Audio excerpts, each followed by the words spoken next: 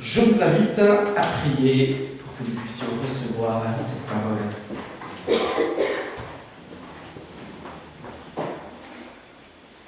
Seigneur, ma prière, elle est tout d'abord pour cette collecte qu'on vient de faire. Je veux vraiment prier, Seigneur, pour te remercier pour l'intérêt que nous portons à notre assemblée. Et je te demande vraiment de donner encore beaucoup de sagesse dans la façon dont nous gérons ce bien que tu nous donnes de pouvoir administrer. Vraiment un grand merci. Et Seigneur, on va ouvrir ta parole. Ta parole nous appelle à la recevoir avec beaucoup d'humilité. Ce n'est pas notre compréhension qui fait autorité, mais c'est elle qui s'impose à nous. Et Seigneur, nous voulons vraiment la recevoir, laisser nous reprendre, nous surprendre, nous étonner et puis nous amener peut-être sur des chemins qu'on n'avait pas pensé, parce que tu es le Dieu qui parle. Et Seigneur, nous sommes attentifs. C'est toi qui, par ton esprit, nous donnes d'entendre et de recevoir ce que tu veux nous dire.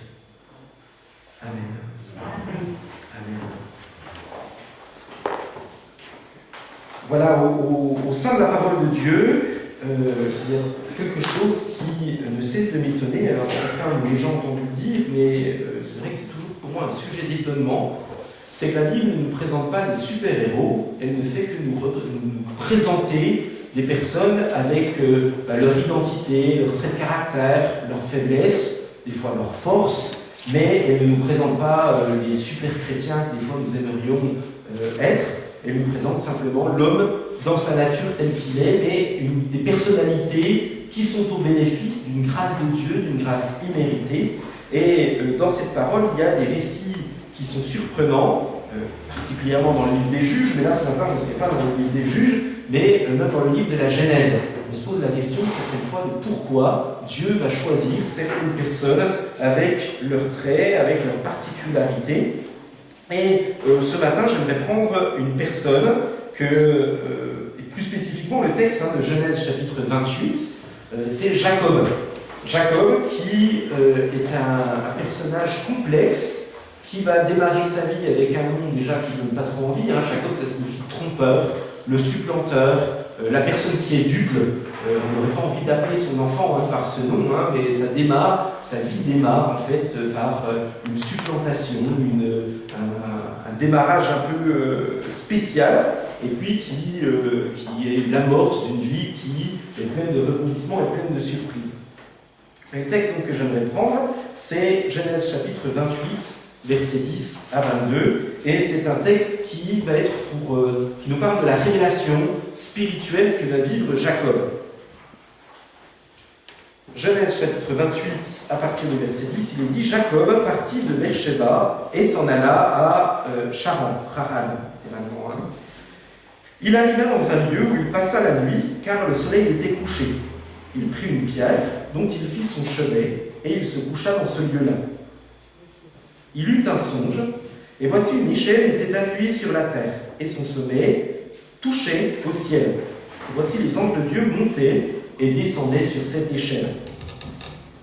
Et voici, l'Éternel se tenait au-dessus d'elle, et il dit, « Je suis l'Éternel, le Dieu d'Abraham ton père, le Dieu d'Isaac.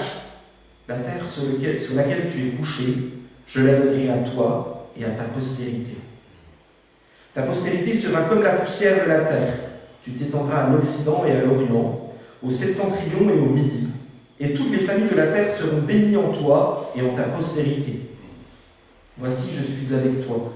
Je te garderai partout où tu iras, et je te ramènerai dans ce pays, car je ne t'abandonnerai point, que je n'ai exécuté ce que je t'ai dit. » Jacob s'éveilla de son sommeil, et il dit, « Certainement, l'Éternel est en ce lieu, et moi, je ne le savais pas. » Il eut peur et dit, « Que ce lieu est redoutable, c'est ici la maison de Dieu, c'est ici la porte des cieux. » Et Jacob se leva de bon matin, il prit la pierre dont il avait fait son chevet, et il la dressa pour monument, et il versa de l'huile sur son sommet. Il donna à ce lieu le nom de Béthel, mais la ville s'appelait auparavant Luz. Béthel, ça signifie maison de Dieu, littéralement. Jacob fit un vœu en disant, « Si Dieu est avec moi et me garde pendant ce voyage que je fais, s'il me donne du pain à manger et des habits pour me vêtir, et si je retourne en paix à la maison de mon père, alors l'Éternel sera mon Dieu, Cette pierre que j'ai dressée pour monument sera la maison de Dieu, et je te donnerai la dîme de tout ce que tu me donneras. Et ici s'arrête notre épisode, et ensuite Jacob va continuer son chemin. Alors ce passage que nous venons de lire arrive à un moment crucial pour la vie de Jacob. Jusqu'à présent, Jacob est un homme qui a vécu dans la maison de son père, c'est l'enfant bien-aimé, le petit chouchou de sa mère, et puis Jacob, par 2 fois, a agi, comme l'indique son nom, en voulant tromper, et il a voulu un peu supplanter celui qui était son aîné, il a voulu supplanter son grand frère par 2 fois. La première fois, alors que Ésaü était affamé, il lui a proposé un troc.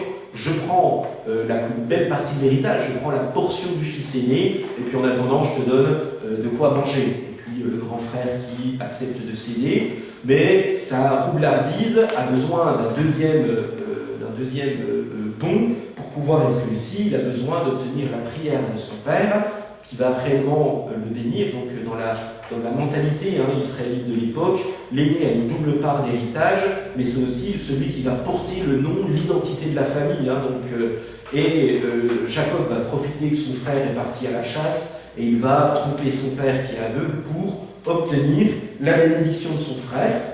Et là, Ésaü comprend que cette fois, il s'est réellement fait entourlouper, et Ésaü lui est fou de rage, et il veut tuer son frère.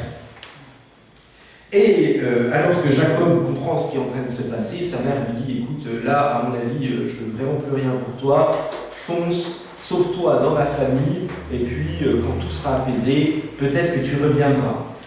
Ce trajet que Jacob est en train de faire, c'est pas un petit trajet, c'est 600 km. Grosso modo, ça nous fait descendre peut-être à Valence, je pense, depuis ici. Ça vous donne un peu une idée. Il fait un long périple à pied. Grosso modo, il part d'Israël actuel et il va jusqu'en Irak. Donc ça vous donne un petit peu l'ampleur du voyage. Il arrive en terre. Il part en direction d'une terre inconnue, et jusqu'à présent, Jacob est entouré de sa famille, de serviteurs, il a plein de monde autour de lui. Et puis alors qu'il est dans ce voyage perdu, seul, Jacob va recevoir le rêve que l'on a lu. Et donc j'aimerais un petit peu plus du coup m'arrêter sur les détails que nous livre ce texte. Tout d'abord, il y a cette vision, avec cette sorte d'échelle, cette espèce d'échelle qui s'élève de la terre et qui va en direction du ciel. Et la vision de Jacob, elle s'intéresse déjà à ce qui se passe à son niveau, ce qui est normal quand on voit, par exemple, un chantier, quand on voit des éléments autour de nous, on commence par constater ce qu'il y a autour de nous pour petit à petit avoir une vision qui va s'élargir. Et le texte nous dit qu'il y a une sorte d'escalier, une sorte d'échelle reposant sur la terre. Et puis il se rend compte que cette échelle, il y a des choses qui se passent. Il y a tout d'abord les anges qui partent de la terre pour s'élever en direction du ciel. Et il se rend compte qu'en fait, alors qu'il pensait être seul, alors qu'il pensait que personne ne l'avait accompagné, il se rend compte qu'en fait, il y a des choses spirituelles qui se passent autour de lui. Il se rend compte qu'il n'est pas abandonné, mais qu'il est toujours l'objet d'une grâce particulière. Et mettons-nous à la place de ce Jacob, qui pense qu'il a tout perdu, qui pense qu'il est tout seul, qui pense que le Dieu de son père va rester dans la localité où se trouve son père. Tout d'un coup, il se rend compte qu'en fait, le Dieu à qui il appartient continue à lui offrir sa protection et sa grâce. Et ce qui est très intéressant, c'est que ces anges partent de la situation d'où il est, ils sont autour d'eux, mais ils ne s'arrêtent pas là, ils montent sur cette échelle, et donc on imagine Jacob dans cette vision vertigineuse, cette vision nous invite un peu comme un gratte-ciel, quand on regarde un gratte-ciel, on a l'impression qu'il ne va jamais s'arrêter, il lève la tête, et tout au-dessus, alors qu'il pensait peut-être être l'objet de quelques grâces, il n'est pas l'objet d'un peu de grâce, il est l'objet d'une grâce totale. C'est Dieu lui-même qui est au-dessus, qui ordonne aux anges de descendre et de monter sur cette échelle.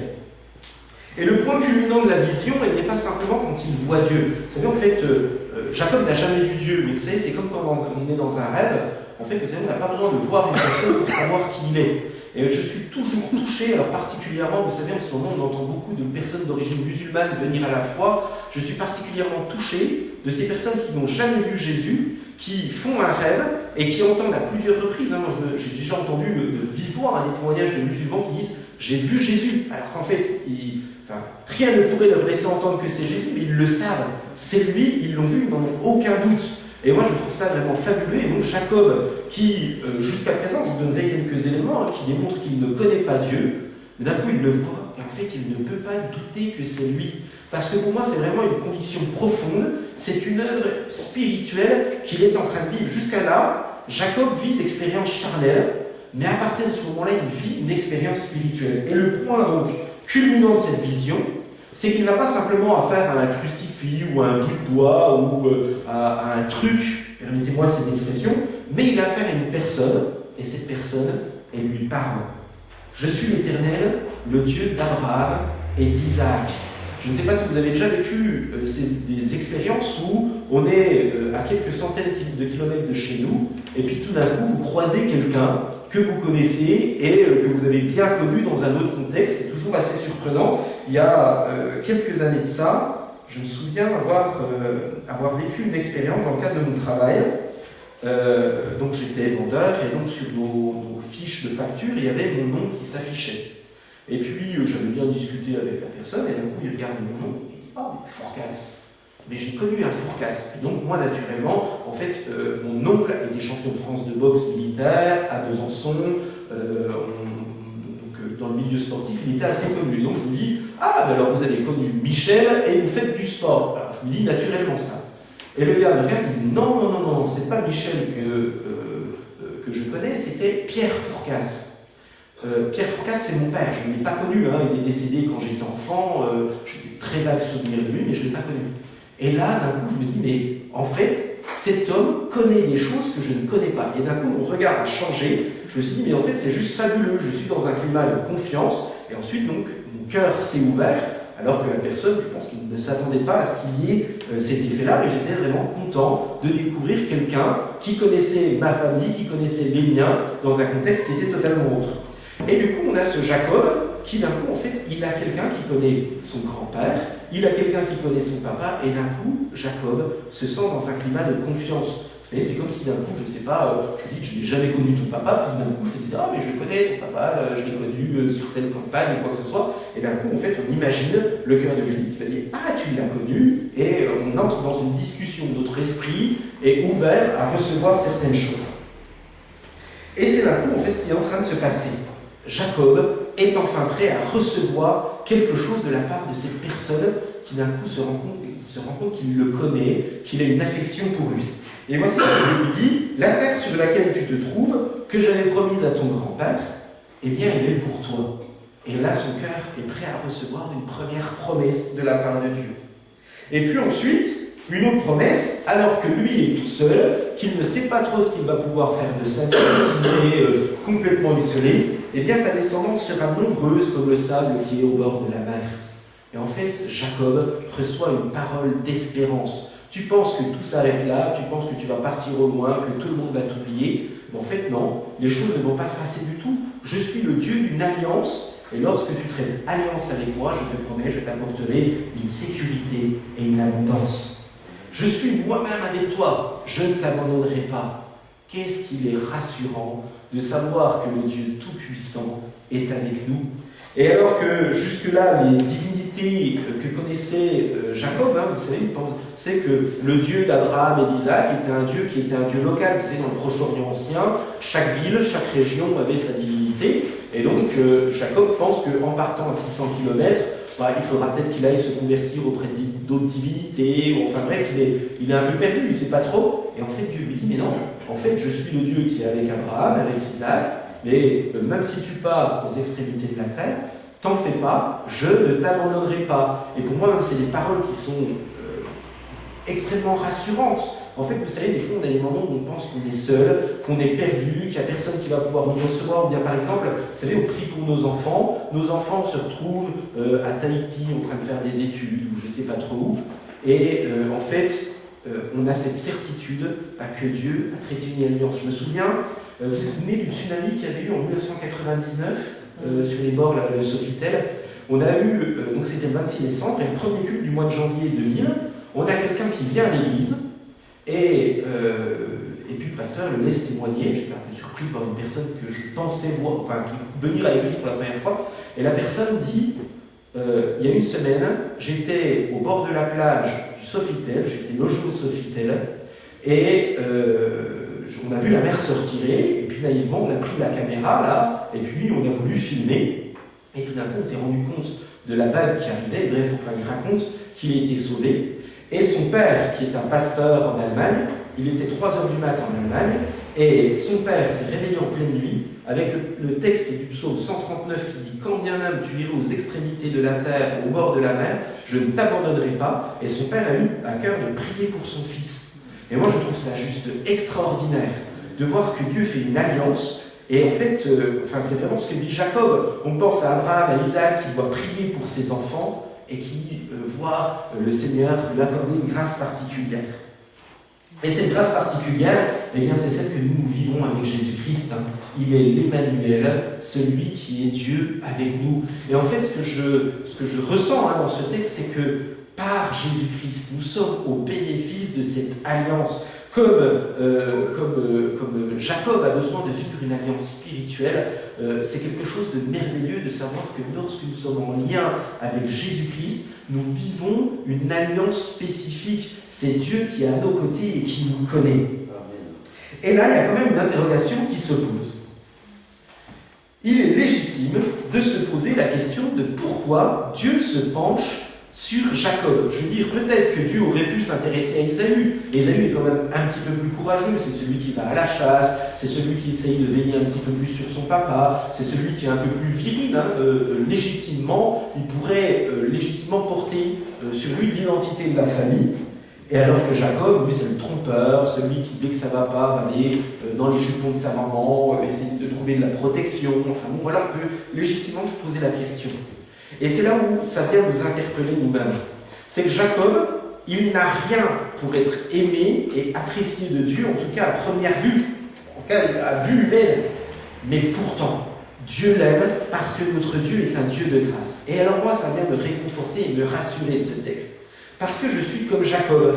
Certaines fois, j'ai entourloupé, je me suis éloigné de la foi quand j'étais adolescent, j'étais le plus pénible des enfants que ma mère a pu avoir, enfin bref, et puis même je peux regarder, je pense, chacun d'entre nous, je pense qu'il y en a peut-être hier qui sont irrités contre leurs voisins, alors qu'en fait, vous savez, des chrétiens, on ne devrait pas réagir comme ça, ou l'autre coup, je discutais avec un ami qui était pasteur, et il me dit, oh, tu sais, j'ai énormément de problèmes quand je suis au volant, à chaque fois j'ai envie de râler contre les gens et tout ça. Et en fait, je trouvais ça génial d'avoir ce frère qui me disait, mais en fait, je suis simplement humain et je suis au bénéfice de la grâce de Dieu. Et Jacob est simplement au bénéfice d'une grâce, quelque chose de gratuit, quelque chose qu'il ne mérite pas. Donc c'est-à-dire que peut-être que vous êtes venu ce matin en vous disant, mais pourquoi Dieu m'aime ?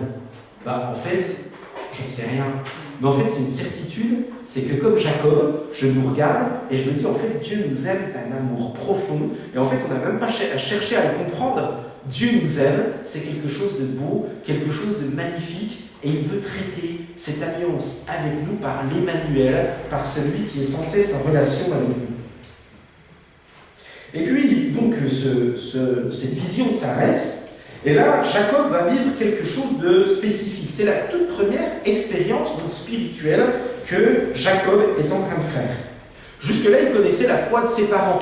Abraham lui avait raconté, tu sais, j'habitais dans un pays étranger, j'ai tout quitté pour servir le Seigneur. Le Seigneur n'a jamais cessé de me bénir, d'être avec moi. Et puis, son papa et sa maman devaient lui raconter aussi ce miracle. Tu sais, si tu as envie, c'est vraiment une grâce de Dieu. On était stériles et le Seigneur nous a accordé cette grâce d'avoir toi et ton frère Ésaü, et c'est vraiment quelque chose de merveilleux. Nous vivons et on imagine toute cette relation, mais pourtant, tous ces discours n'avaient rien fait pour le cœur de Jacob. C'est assez intéressant de voir que, par exemple, Genèse chapitre 27, juste un chapitre avant, lorsque Jacob va voir son père, il ne lui dit pas « l'Éternel, mon Dieu », mais il s'adresse à son père en disant « l'Éternel, ton Dieu ». Donc en fait, ce n'est pas son Dieu personnel. Et puis, on se rend compte qu'il y a plusieurs textes comme ça, où on se rend compte que Jacob, jusqu'à présent, était assez distant de la foi de ses parents. Mais à partir de ce moment-là, ça va être le moment où il va rentrer dans une communion spirituelle et il va commencer à se mettre à prier.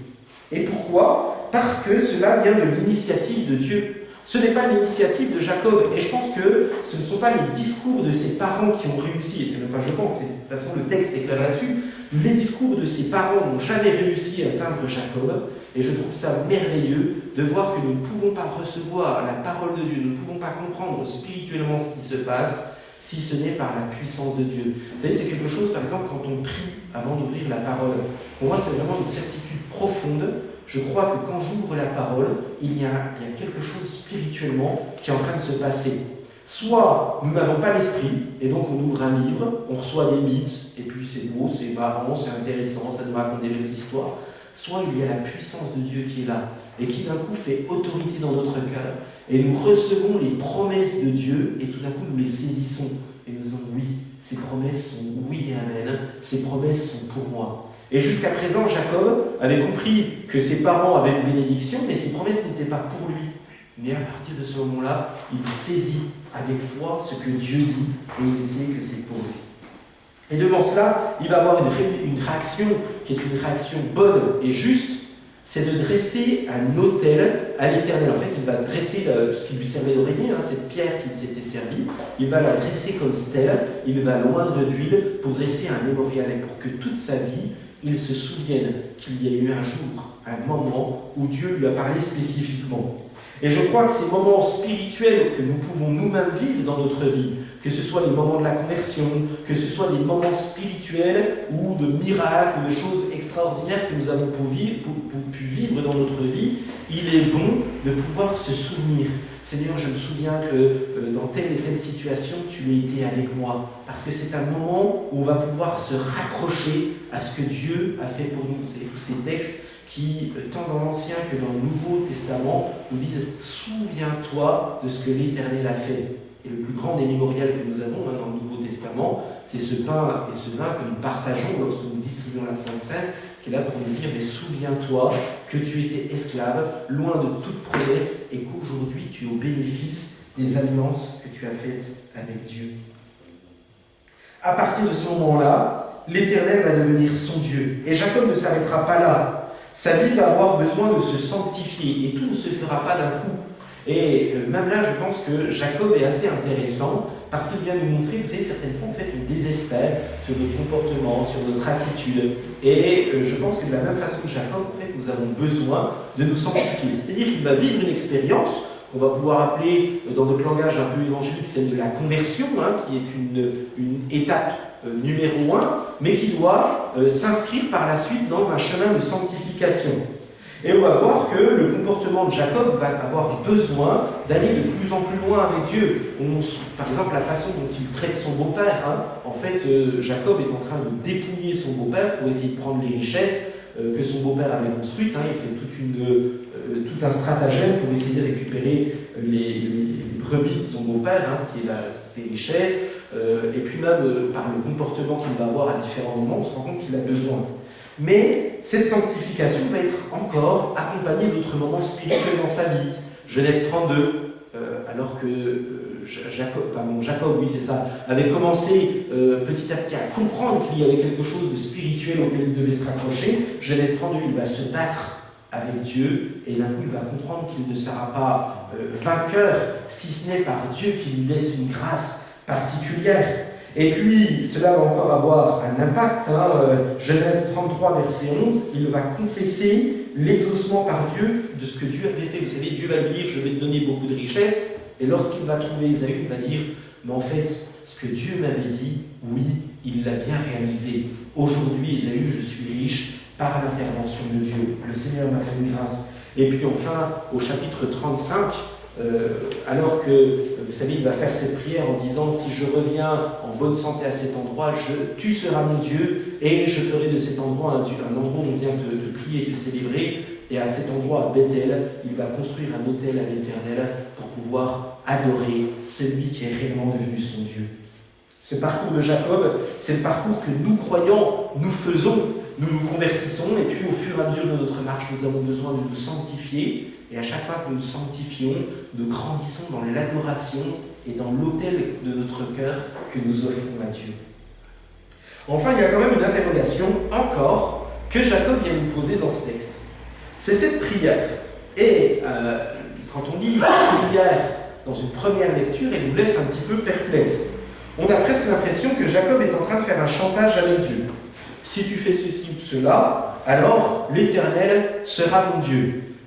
On imagine, vous avez quelqu'un qui vient, qui est touché par la puissance de l'Esprit, qui se met à pleurer, qui comprend que Dieu a des plans de bénédiction pour lui, puis qui repart en disant « Oh, si Dieu me fait tel truc et tel truc, eh bien, ce sera mon Dieu. » Ça semble un petit peu bizarre, en tout cas, à première vue.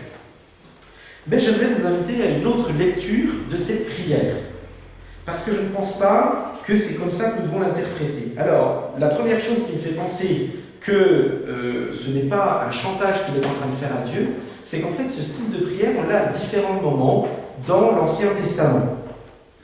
À chaque fois que des vœux sont formulés dans la Bible, on l'a dans le livre des Juges avec Jephthé, on l'a dans le livre de Samuel avec Anna, la maman de Samuel, et puis dans le livre de Jonas, on se rend compte qu'en fait, c'est un moment où l'adorateur est en train de promettre quelque chose à Dieu. En fait, ce n'est pas un chantage qu'il est en train de faire avec Dieu, mais en fait, il est en train de s'engager, il est en train de petit à petit mener une lutte intérieure en disant, mais en fait, tu me fais, Seigneur, des promesses qui sont au-delà de tout ce que je peux penser et espérer, et j'ai beaucoup de mal à recevoir ces promesses, mais j'ai besoin que tu viennes m'aider.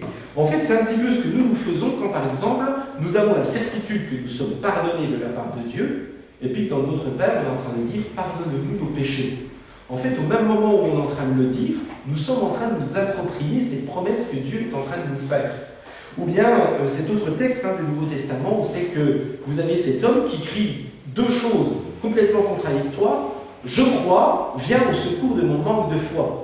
En fait, il est en train de dire « Je crois, mais pourtant je ne crois pas. J'ai besoin que tu viennes m'aider à croire. J'ai besoin que tu viennes m'aider à m'approprier les promesses. » Et Jacob, je crois, est plutôt dans ce combat intérieur. Vous savez, lorsque nous sommes en train de combattre, que nous sommes pleinement convaincus que le Seigneur a la solution pour nos problèmes, qu'on a lu toutes les promesses de Dieu, puis qu'on est en train de dire « Mais Seigneur, ta parole est en train de dire ça, et je ne comprends pas pourquoi je ne l'ai pas encore. J'ai besoin que tu viennes m'ouvrir les yeux et que tu viennes m'accorder ces promesses. » En fait, vous savez, on est dans cette lutte intérieure où à la fois on a notre regard qui voit la situation concrète, qui est une situation où on a l'impression que Dieu pourrait être absent, et en même temps cette conviction profonde que Dieu est en train de nous attribuer ses promesses. Et en fait, on est dans ce sentiment contradictoire où à la fois on aurait l'impression à première vue qu'on est dans un manque de foi, et à la fois en train de dire « Mais Seigneur, ta parole a dit, et malgré toutes les émotions et tous les sentiments que je peux ressentir, je crois que tu es en train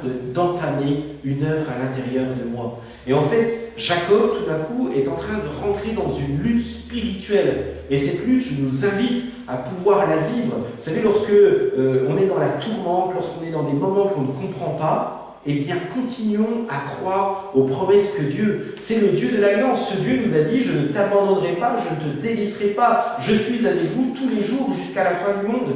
Alors, peu importe la situation dans laquelle nous sommes, saisissons ces promesses. Seigneur, tu me l'as dit, je ne comprends pas, mais je veux être dans cette lutte patiente et avec ce regard spirituel sur la situation qui m'entoure. Alors, j'aimerais conclure en faisant quelques derniers liens, en faisant un dernier rappel sur les liens que nous pouvons faire entre Jacob et nous. La réponse sur ce lien entre Jacob et nous, eh bien, c'est Jésus qui nous la donne. C'est dans Jean chapitre 1, verset 51. Jésus va s'approprier cette vision de Jacob et va dire en fait, cette échelle qui permet la relation entre Dieu et les hommes, c'est moi. Jésus va dire, oui, je vous l'assure, vous verrez le ciel ouvert et les anges de Dieu monter et descendre entre le ciel et la terre par l'intermédiaire du Fils de l'homme.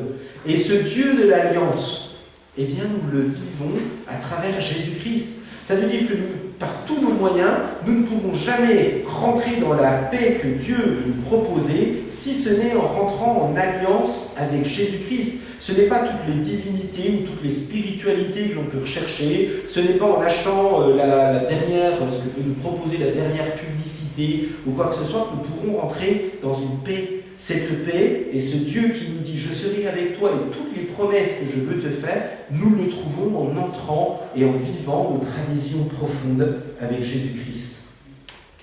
Tout comme Jacob aussi, nous sommes appelés à saisir les promesses qui nous sont faites par la parole. Tout comme Jacob, nous sommes appelés à nous les approprier. Et comme cette prière de Jacob, qui est en fait un cri de la foi, si tu es avec moi, eh bien, vas-y, ouvre les écluses des cieux et je veux voir se manifester les choses que tu as promises pour moi. Et que notre prière, qui peut paraître à première vue assez arrogante, mais ce n'est pas arrogant, en fait c'est une parole de foi qui nous dit clairement, oui, je crois en tes promesses, et que de la même façon, nous soyons comme Jacob. Seigneur, je crois en ce que tu dis, j'ai du mal à l'approprier, mais je crois que tu es l'Emmanuel, Dieu avec moi, et que tu ne me délaisseras pas.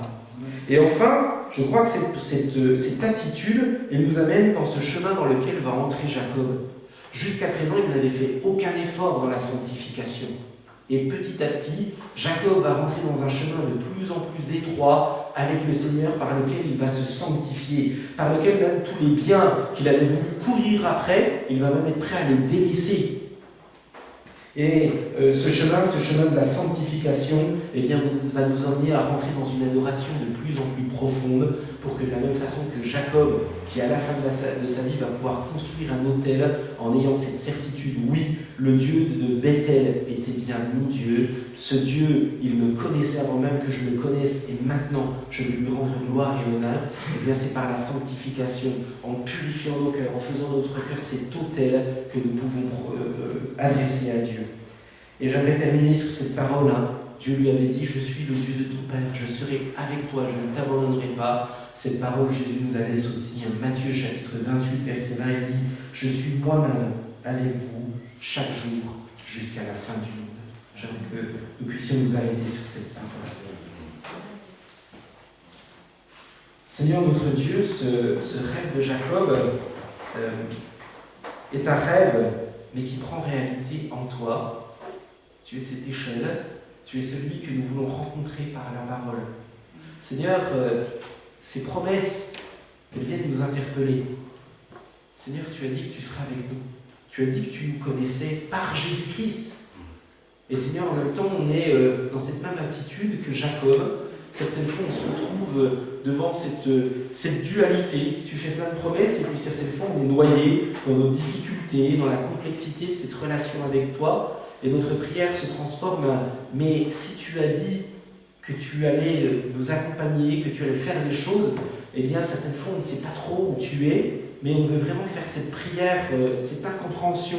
Seigneur, viens et ouvre les écluses des cieux et viens nous montrer que tu es notre Emmanuel, que tu es le Dieu qui est avec nous. Nous ne voulons pas simplement que cette parole soit du charabia, soit quelque chose qui ne signifie rien, mais viens et montre-nous que tu as entendu notre prière. Montre-nous que tu as entendu que nous avons besoin de t'avoir dans nos difficultés de chaque jour. Et Seigneur, nous voulons vraiment pouvoir le voir. Et avec cette certitude, c'est que tu n'as pas abandonné Jacob. Et que toutes les promesses, tu lui as données, et elles se sont accomplies, elle les a vues. Et Seigneur, nous voulons nous aussi voir ces promesses se réaliser avec toi, en toi. En ton nom, Seigneur, nous te demandons d'ouvrir notre cœur pour pouvoir rentrer dans cette intimité et dans cette relation. Que ton nom soit béni, Seigneur. Amen. Amen.